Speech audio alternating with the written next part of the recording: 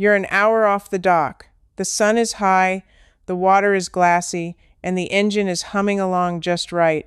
Then you glance down. There's water sloshing around your ankles and it's climbing fast. Your stomach drops.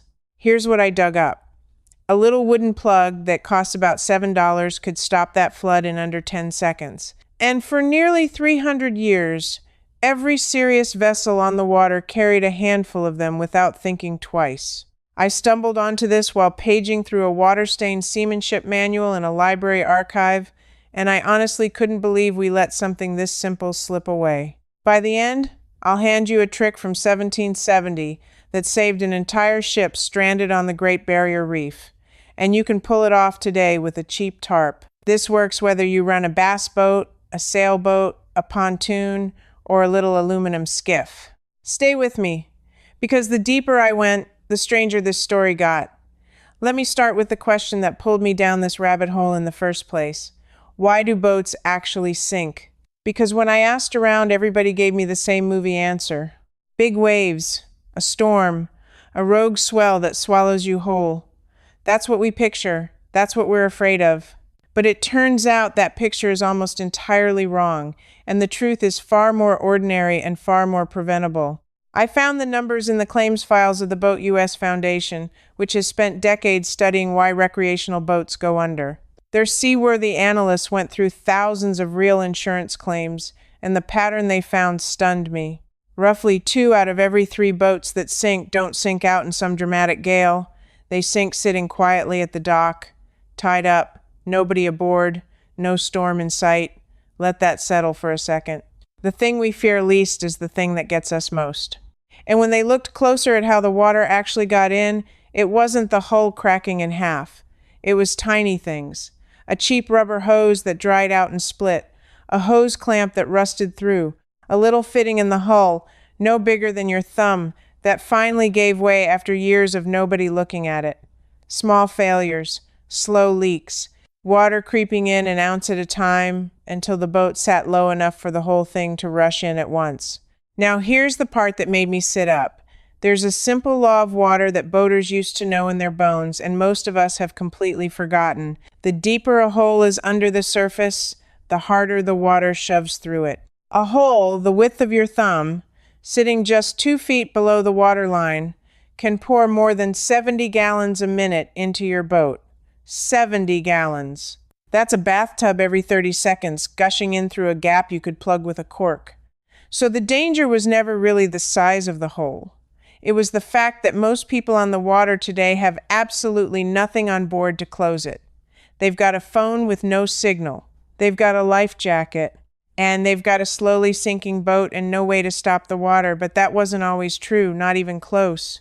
And the more I searched, the more one small object kept showing up in the old records, over and over, mentioned so casually that clearly everyone once assumed you already owned one. A simple tapered plug of softwood, which raised the obvious question. If it was that standard, that cheap, and that effective, where on earth did it go? That question is where things got uncomfortable. Because the answer isn't that the plug stopped working. The answer is that somewhere along the line, it became far more profitable for you not to know about it. Think about what a modern boat store wants to sell you the moment you mention the word safety. They'll steer you toward an electric bilge pump with a float switch. And that's a fine thing to own, don't get me wrong. But then there's the backup pump, and the high water alarm, and the wireless monitor that pings your phone, and the marine electronics package that lights up like a spaceship. I priced it all out one afternoon, and a complete safety setup like the ones they push can run you well past $1,000. And a good chunk of it needs a battery to work at the exact moment your battery might be underwater. Meanwhile, the one item that requires no power, no signal, no app, and no charge, the one that has physically stopped water from sinking wooden ships since before your great-great-grandparents were born, sells for about the price of a sandwich, and it's shoved on a bottom shelf in the back, if the store carries it at all. I'm not saying anyone sat in a boardroom and banned the wooden plug. It's quieter than that, and honestly more effective. When a solution costs $7 and lasts a lifetime, there's no advertising budget behind it. Nobody's running commercials for a chunk of pine, so it just fades. It stops being mentioned in the glossy magazines. The salesman doesn't bring it up because there's nothing in it for him. And within a generation, a piece of knowledge that every deckhand once carried in his pocket becomes something almost nobody's ever heard of. That's how real knowledge disappears. Not with a bang, with a shrug and a better profit margin on the thing that replaced it. And the cost of that forgetting doesn't land on the store. It lands on you an hour offshore watching the water rise. But I wanted proof this thing actually worked, not just nostalgia. So I went digging into the old manuals themselves, and that's where the real story lives. The book that stopped me cold is called The Young Sea Officer's Sheet Anchor, written by a man named Darcy Lever and first published in 1808. This isn't folklore. It's a working handbook, the kind of thing an officer studied to keep his ship and his crew alive. And right there in the damage control instructions, the softwood plug is treated as basic equipment, as ordinary as a rope or a bucket. When a ship took a hit below the waterline, whether from a rock, a collision, or a shot in battle, the crew's first move was to drive a tapered wooden plug into the hole and hammer it home. Here's why it works, and it's the kind of clever that makes you smile once you understand it. The plug is cut from softwood on purpose. Pine, fir, cedar, something that drinks water. You jam the tapered end into the hole, give it a few taps, and the wedge shape does the first job, sealing tight against the edges by sheer force. Then the water itself finishes the work for you. The soft wood soaks up the water and swells, expanding right inside the hole, locking itself in place harder and harder the longer it sits. The very flood you're trying to stop becomes the thing that clamps your plug down. The leak seals its own wound. Try that with a hard oak plug and it won't swell nearly as much, and it can work loose. That little detail, soft wood over hard, is the sort of thing the old sailors knew by instinct and the modern boater has never once been told. The Royal Navy leaned on this so heavily that plugs and mallets were stationed around the ship as standard damage control gear. A cannonball might punch through the hull below the water, and a crew that knew what it was doing could have that hole plugged and the flooding under control in minutes, in the middle of a battle, with men still firing overhead. If it could hold back the sea under those conditions, it can certainly handle a cracked fitting on a Saturday afternoon. And this wasn't some fussy technique reserved for warships. Fishermen carried plugs, merchant crews carried them, little coastal boats carried them. I found the same advice echoing forward through the decades in the great American boating Bible, Chapman Piloting and Seamanship, a guide that has been teaching people to handle boats since 1917. The wisdom never actually stopped being true. It just stopped being repeated where regular people would hear it. So the method was proven, cheap, and battle-tested, which left me with a nagging worry, the same one you might be having right now. What if your boat doesn't have some obvious hole to plug? What if you don't even own a boat with fittings below the waterline? Does any of this actually apply to you? I chased that exact question down, and I promise you the next part is worth it. Because I put this stretch together specifically for the person who's thinking this is for the big boat crowd and not for them. It absolutely is for you, and here's how to use it starting this weekend. Let's begin with the plug itself, because buying the right one matters. What you want is a set of tapered softwood emergency plugs, sometimes sold as bungs. A little bundle of assorted sizes usually runs about $7 to $10, and that one purchase covers a range of hole sizes. Get the softwood kind, not a fancy hardwood or a rubber gadget. The whole magic is in wood that swells. Now, the trick the old sailors used that almost nobody does today, you don't just toss the plugs in a drawer and forget them. You tie a plug directly to every through-hull fitting on your boat, right next to the thing most likely to fail, using a short length of cord. That way, when a hose lets go and water's spraying and your hands are shaking, you're not tearing the boat apart looking for the plug. It's already hanging there, sized right, and arm's reach from the exact hole it's meant to fill. When seconds mean gallons, that little bit of preparation is everything. Picture that scene again. You're tied up, safe at the dock, no storm anywhere near, and the boat is still going down under your feet. That's exactly the gap First Principles was written to close, because it walks you through how to spot a hull that's already rotting before you ever hand over a dime, using a simple coin tap trick that takes under 2 minutes. The companion volume, Deep Leverage, hands you the small, cheap fixes for the exact kind of failures we just talked about: the dried out hose, the rusted clamp, the tiny fitting that finally gives way. The jobs a yard would love to charge you a small fortune for. And the full system ties it all into one season-by-season habit, so nothing on your boat rots or rusts while you're not looking. Here's something you can check tonight for free, no purchase needed. Go find one hose clamp on your own boat or trailer, squeeze it, look for rust, and ask yourself honestly if you'd have caught that before it failed. The fastest way to get the books is to scan the QR code right there on your screen, or go to the link in the description or the pinned comment. Boats don't wait for a slow season to start leaking, so the sooner that system is in your hands, the sooner you stop guessing. Now let's get back to why that quiet leak at the dock is so much more dangerous than the storm you've been picturing. If your boat has an engine, take 5 minutes before your next trip and look at the rubber hoses connected below or near the waterline and squeeze them. If one feels stiff, cracked, or mushy, that's your weak point. That's the hose that shows up in those sinking claims. A plug tied right there is cheap insurance against the most common way boats go down. Now for the person with the small stuff. Say you run an aluminum john boat, a little skiff, a kayak, a canoe. You're thinking, I don't have through holes, I don't have engine hoses, this doesn't touch me. Here's where it still saves your day.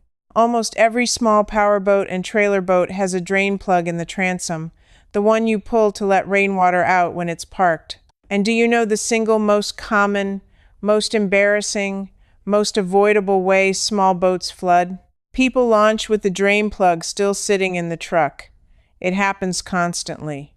The water comes up through the back and the boat starts filling at the ramp. So here's your $0 version of this whole method. Take a bright piece of ribbon or cord, tie it to your drain plug, and tie the other end somewhere you'll see it every single time. Your ignition key, your steering wheel, your bow line. You physically cannot forget the plug when it's tied to the thing you touch first. That one tether has saved more weekends than any $1,000 electronics package ever will. And keep a couple of those softwood plugs aboard anyway, because a tapered plug wrapped in a rag jams beautifully into a cracked seam, a split, or a hole punched by a stray rock or a submerged log. Wrap it, tap it, let it swell. On a small boat, that's often the difference between a scary moment and a genuine emergency. One more thing that costs you nothing. Keep a stiff-handled bailer aboard, and the best one I know is free. Take an empty plastic jug, a milk jug, or a laundry detergent bottle, leave the cap screwed on tight, and cut the bottom corner out at an angle. Now you've got a scoop with a built-in handle that moves shocking amounts of water fast. Plug the leak, bail the boat, get home. The old-timers didn't panic because they had a plan, and the plan lived aboard the boat, not in their memory. So that's the everyday layer, and it'll cover you for the vast majority of trouble you'll ever meet on the water. But I told you at the start I found something older and bigger, because a plug is perfect for a small hole. What did they do when the hole was too big to plug? When it wasn't a cracked fitting but a gash the size of a dinner plate torn open by a reef? That's the piece my whole investigation was really chasing, and it comes from one of the most desperate nights in the history of exploration. Picture it. It's the night of June 11th, 1770. Captain James Cook is aboard his ship, the Endeavour, somewhere off the northeast coast of Australia in waters no European had ever charted. In the dark, the ship drives straight onto the Great Barrier Reef. The coral tears through the hull. Water floods in. They are hundreds of miles from any help, on the far side of the world, and the sea is coming through a hole the crew cannot reach from inside. They hauled up everything they could carry and threw it overboard to lighten the ship, cannons and all. They ran the pumps until men dropped, and still the water gained on them. By every reasonable measure, that ship should have been lost, and every soul aboard with it. Then one of the crew, a young man who had seen the trick used before, spoke up and described a method that sounds almost too simple to believe. They call it fathering. Here's what they did. They took a spare sail and laid it out flat. Onto that sail they stitched and packed a thick, loose slurry of oakum, which is old tarred rope teased apart into fibers, mixed with bits of wool and even sheep dung, anything stringy and matted. Then they hauled that loaded sail down over the outside of the hull, dragging it under the ship on ropes until it lay flat across the wound in the wood. And now the beautiful part, the same principle as the swelling plug but turned inside out. The pressure of the sea, the very force flooding the ship, pressed that sail hard against the hull. The rushing water sucked the loose fibers straight into the hole and packed them tight, matting them into a dense plug that molded itself perfectly to the shape of the gash. The ocean sealed its own leak. The harder it pushed, the tighter the patch held. The flooding slowed to a trickle. The pumps finally got ahead of it, and Cook limped the Endeavor to shore and saved his ship and his men. I read that account, and I actually put the book down and stared at the wall. Because think about what it means. You don't seal a hull from the inside, fighting the full force of the incoming water.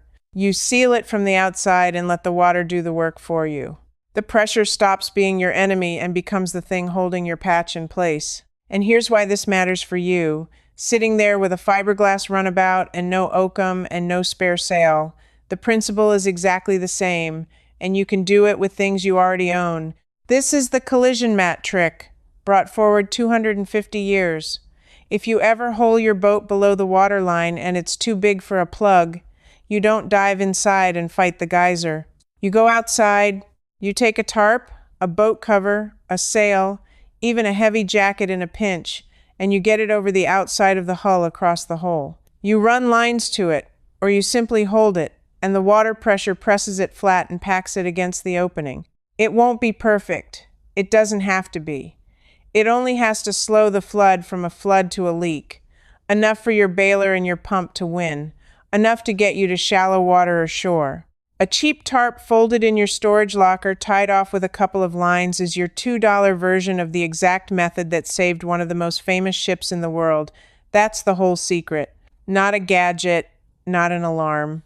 A piece of cloth, a wooden plug, and an understanding of how water actually behaves, the same understanding that used to be common knowledge from the humblest fisherman to the greatest captain, and that somehow got quietly left off the shelf. So let me put the full picture together for you, the way it finally came together for me. The danger on the water was never mostly the storm. It's the small, slow, boring leak that fills a quiet boat while nobody's looking. The people who worked the water for centuries knew this, and they carried the answer in their pocket, a soft wooden plug that swells tighter the harder the sea pushes on it, for about the cost of a cup of coffee. When the hole was too big for a plug, they went outside and let the ocean pack their patch into place, and even a reef couldn't sink them. None of that knowledge failed. It didn't stop being true.